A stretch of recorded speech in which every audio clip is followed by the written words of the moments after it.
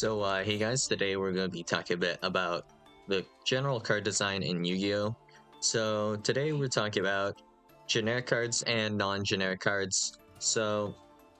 Generic cards, non-generic, I'm not sure exactly which is better. So for example, if we go to Altergeist, well, this is one of the decks that are the very definition of, I suppose, non-generic, where uh, all of your Altergeist cards pretty much only work with themselves. Despite there being actually, I believe, it's VG Alert, which technically works with non-Altergeist.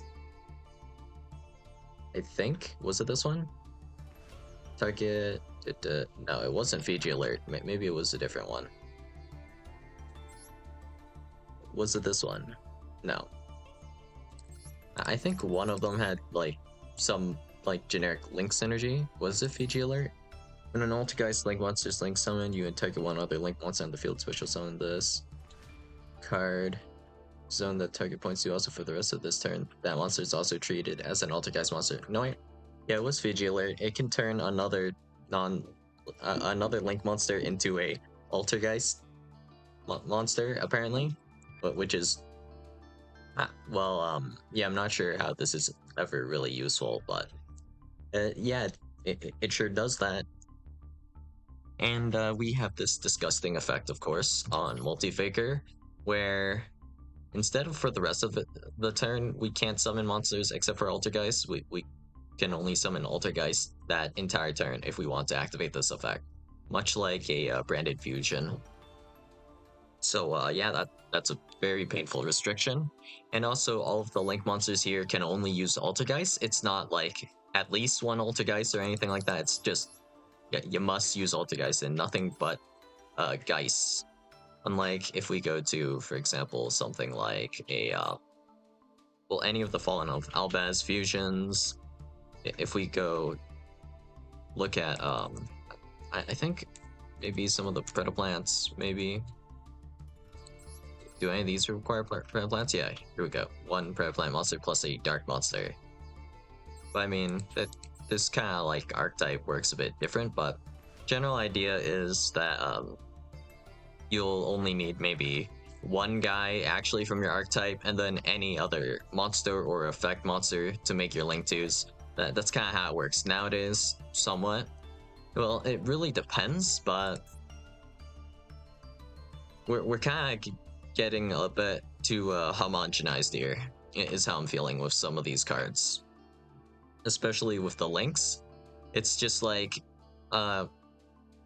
we've already seen a lot of these effects and a lot of these conditions. They're done like pretty much the same as maybe some other cards, and I think that's kind of bland.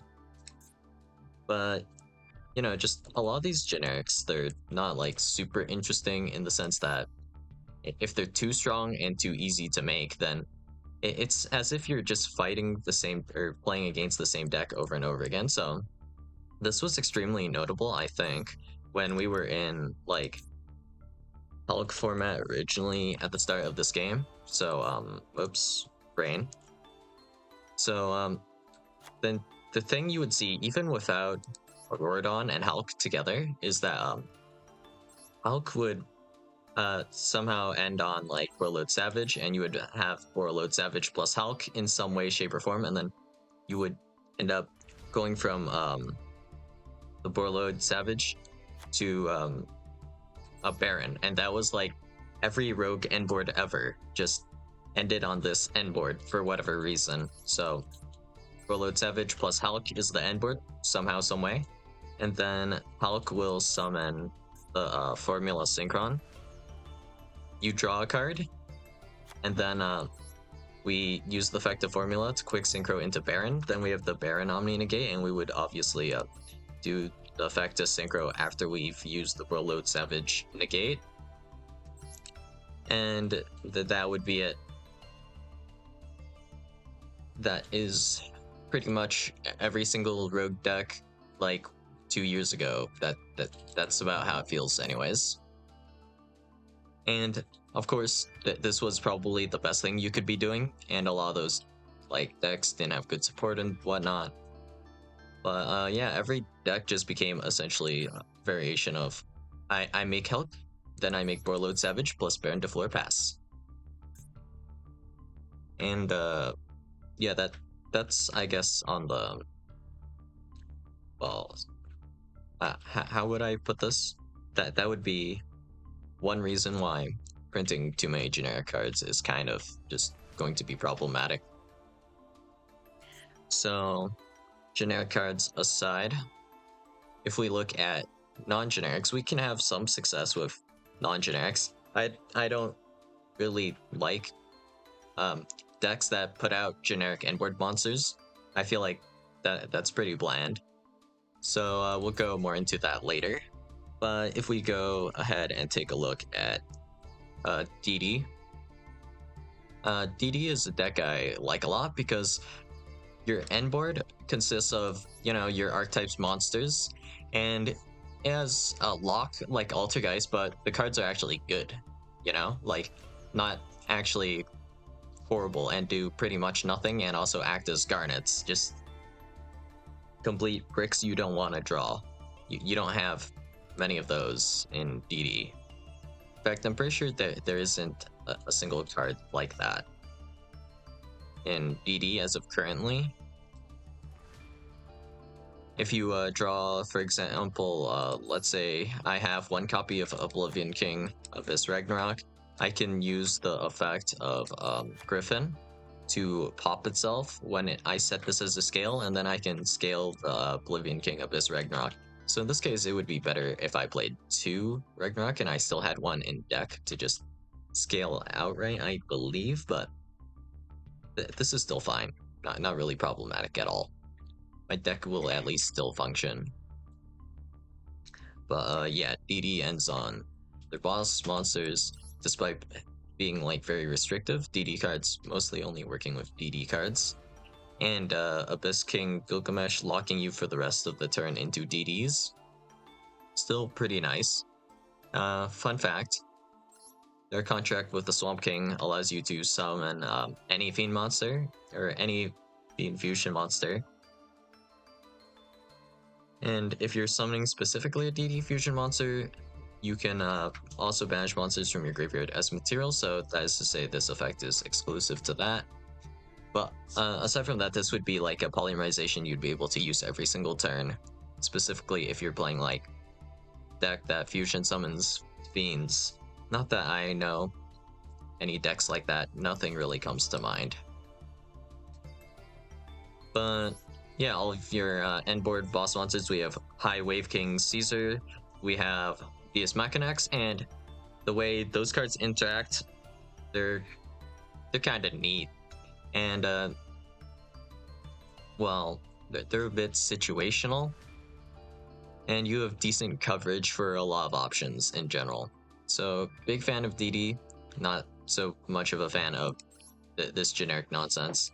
So one of the things that I feel, I don't know if this will sound hypocritical or not, or anything like that, but I like Unchained, just in general, like the playstyle of the Unchained deck. I really like that, but I don't really like the playstyle of Yubel. Yubel kind of annoys me.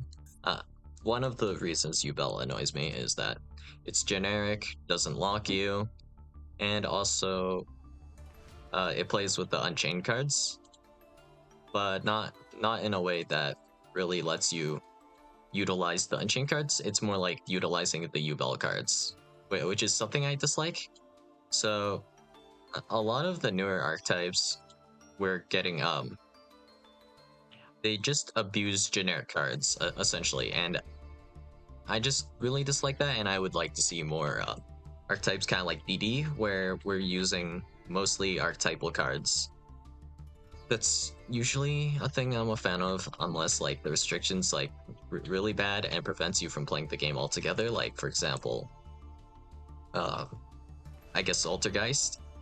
Altergeist multi-faker restriction is pretty nasty, and also the cards aren't that good to begin with. But if we look at Snake Eye or Yubel, if we were to play these decks pure without the generic cards, they become like garbage, essentially.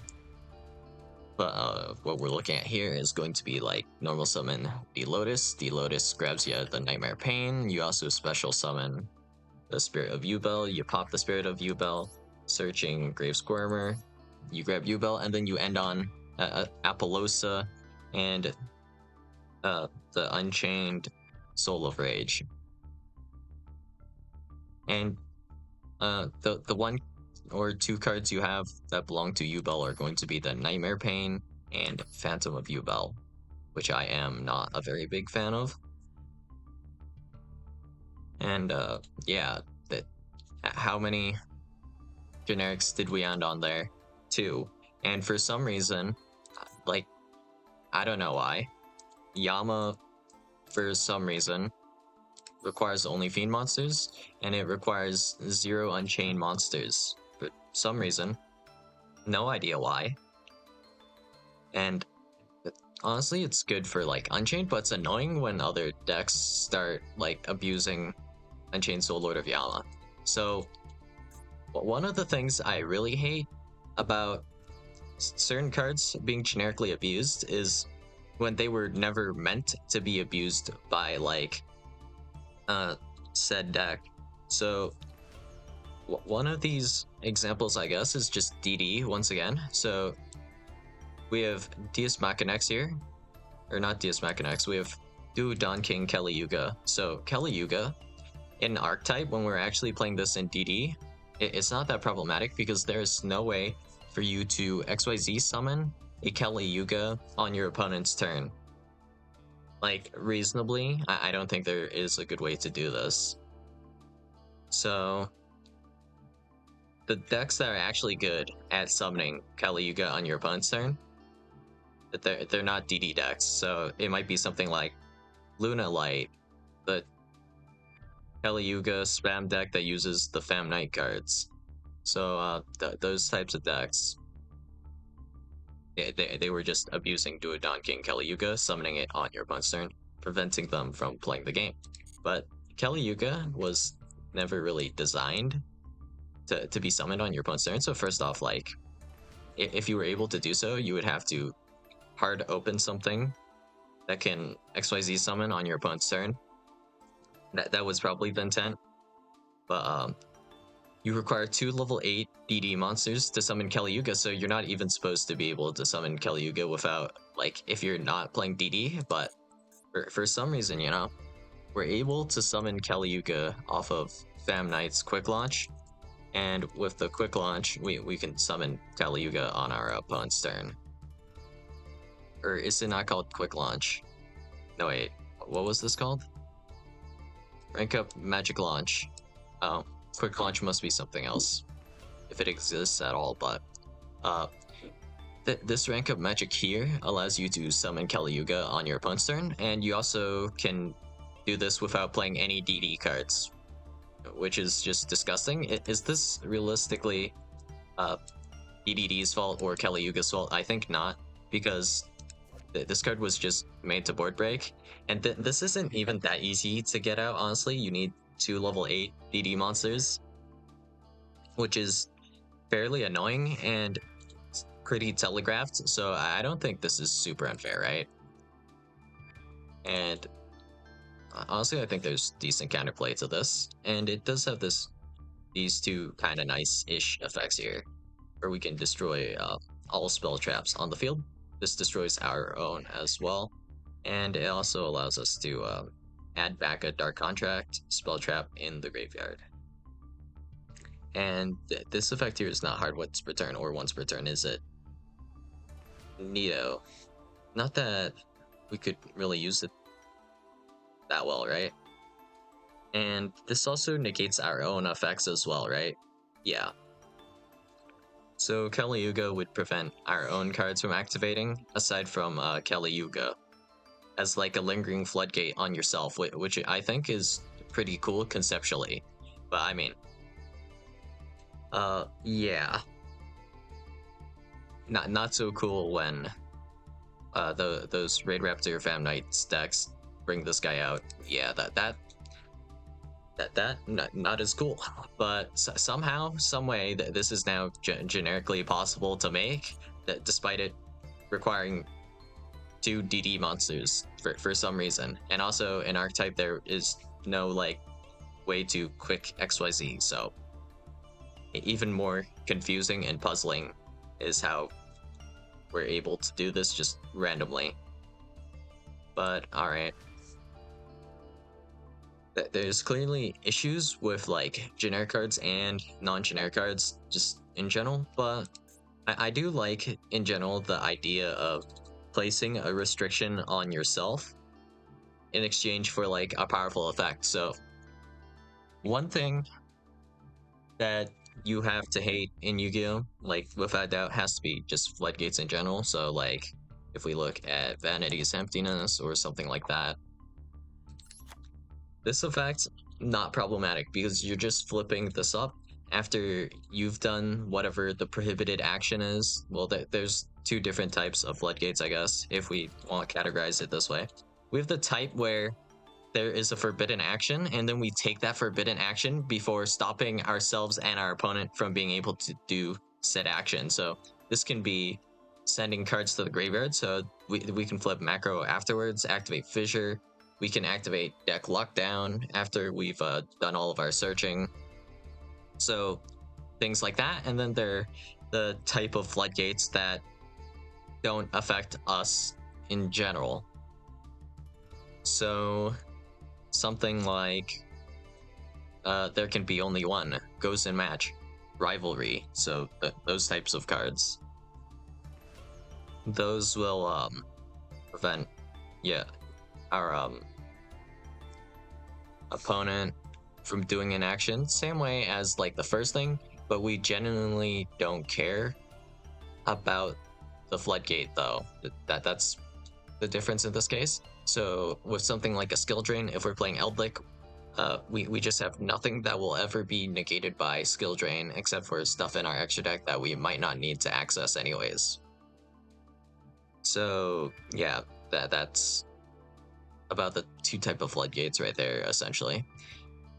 But what I would like to see is an archetype with a floodgate that affects both players, but the floodgate effect actually does have an impact on the player using it. I think that would be pretty neat to see.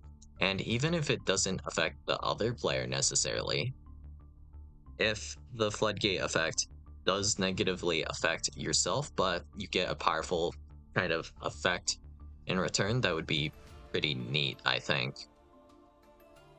So for example, maybe we have a powerful circular light card, but if we activate the card, we're locked out of using cards in our extra deck or something, or maybe we can no longer activate spells on our opponent's turn, or like we can't activate card effects in the graveyard for the rest of the turn, or we can't activate cards from the hand for the rest of the turn, duel, whatever. So maybe then we can get more interesting cards like Doom King. So the problem with like if every card were as powerful as like a Doom King Ballad Rock, it would be genuinely impossible to play the game, which is why we need some restriction or some way that some restriction that makes it harder to get the card out, or some restriction that prevents you from like extending too much, I guess. So yeah, I gotta say I do love my Doom King because Doom King just has a lot of coverage. It's a nice card, but it doesn't have coverage for itself, so extremely fragile. You die to one anything, you die to essentially a hand trap, you won't be able to set up, you die to going second because you get interrupted. You already died to like one interruption from hand trap, so that doesn't really work out well for you. And then there is the fact that there are a lot of zombie based restrictions and requirements to set up the Doom King, so it's not like super generically splashable or anything. But if we do look at this, every single turn our boy Doom King will come back, and it also will have the effect to negate one monster effect and banish one monster from either the field or the graveyard. So it essentially has two effects. So if like all of your boss monsters look something like, XYZ Dragon. All right, which one was it? Uh, yeah, I can never remember the name. Dark Requiem. So if all of your monsters look like Dark Requiem, it would be genuinely unplayable for your opponent. So this is like if Apollosa had consistent high attack and also not once per chain negate activation, and also can be like a Monster Reborn type effect. So if like every single endboard monster you had looked like that, the disgusting, like the degree of disgusting your non-engine would have to be to play is just a bit ridiculous. We would need like Sphere mode, except that doesn't really work against Doom King because Zombie World. But yeah, you would need like double Lava Golem just to have a fighting chance. Even more so if you were setting this degenerate stuff up with like a 1 or 2 card combo. So yeah. In general though, just like how I prefer my cards, I prefer like archetypal boss monsters rather than generic ones. I think generic ones are a lot more lame and uninteresting, and it's not like super interesting to see, like, for example, I am playing Malefic or whatever, and then okay, oh, my opponent's playing Malefic, I wonder what they'll do. Oh, they summon Hulk, summoned Warlord Savage. Yeah, so now they'll do the Warlord Savage Baron thing with Hulk. Cool. Oh, my opponent is playing I don't know, the Zombie World. No way, dude. Actually, you don't make Warlord Savage Baron. You make Doom King Baron. Wow, that's so spicy. That's slightly different from what Malefic does. Yo, but what does Dragunity do? No way, dude. Dragunity? Did they just make Warlord Savage into Baron? The floor. And they did it with a Hulk line? Wow, never seen that one before. How original. Oh, what does insert deck do? Same thing. That's what they all do, essentially. What did DD do before the support? No way, dude. Are you telling me they made like they threw in like onto the end board like one of the their archetypal boss monsters? Well, I believe the exact cards we have are like Crystal Wing, and then we have Siegfried, Warlord Savage, and then we make Baron on our opponent's turn with Hulk Effect, summoning the Formula Synchron. Wow. Warlord Savage, Baron, Hulk. Never seen that before. So, yeah. On one side of things, seeing every single deck, despite playing like technically being different archetypes, playing different cards, everyone just making the same Ember, that's just painful. That's just the worst. And every single duel becomes kind of boring. It's not very exciting to see this. And it's not just an issue of variety at some points, it's just the game, like, well, it is partially that, I guess, but the game like stales pretty hard when you're playing against the same end board like 20 games in a row. It becomes, well, like pretty, I don't know, we'll say one color, one flavor, it's like if you opened a package of Starburst and then you only had like a single flavor, you're going to get bored pretty quick, that's why we have some other flavors. But just the fact that everything else wouldn't be even viable compared to this during that meta, kind of painful. But yeah, I would like to see more non-generic cards rather than generic cards, and I mean, we've been getting a lot of generic cards just since forever, I guess. In fact, if we look at the Sword School cards, specifically their synchros, fun fact, none of these guys are actually archetypal, in the same way DD is. These guys are all generic. So all we need to make the Sword Soul Sinister Sovereign Qixing long one here is that we need a non-tuner wire monsters. So that's a little bit not generic. And then we have Sword Soul Grandmaster Chi requiring also a non-tuner worm monster. So this is a little bit like not generic. And also requiring you to banish either a Sword Soul or a Worm card. This is a lot more well, what's the word I'm looking for? Non-generic than the Xixing Long one, not requiring any special conditions for its effects. So if I want to summon this, there are a lot of kind of dumb ways to do this. But Chinging is completely non-generic and abusable by any deck able to make a Synchro 10.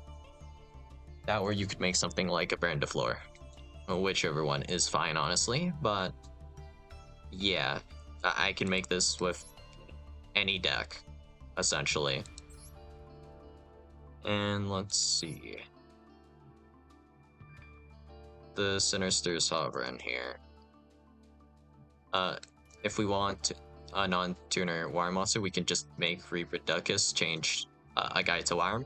We could do the same thing for Chi, but we might not be able to activate its effect if we do so, so that'll be a little bit annoying or hard to do.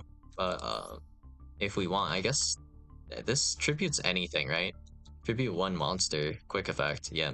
So technically if we put Junjun in our deck and we have a level 4 tuner, yeah, we can just make a Sinister Sovereign Qixing Long one. If Hulk were legal though, this actually becomes a lot spicier because we can just tribute a guy and then Hulk summon a level 4 tuner that can quick effect synchro, and then we can actually activate Chunjun's effect here. That'd be kind of cool, I guess.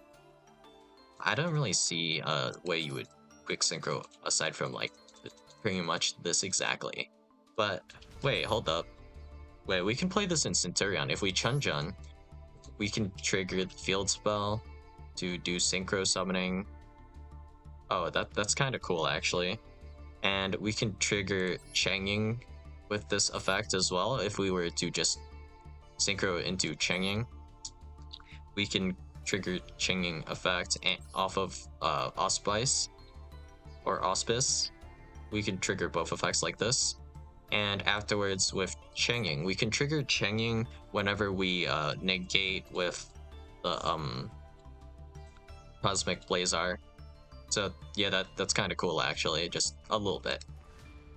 But of course, like every deck does need like some generic tools, which is why we do have cards like SP. But when all your end board pieces and not just like your board breaking tools, like I can understand some board breaking tools being generic, but like when all the end board pieces start being generic, I think that's when we have an issue. So yeah, that's all I got for you guys today, and I'd like to hear your guys' opinion on this as well. So yeah, I'll see you guys in the next video. Bye.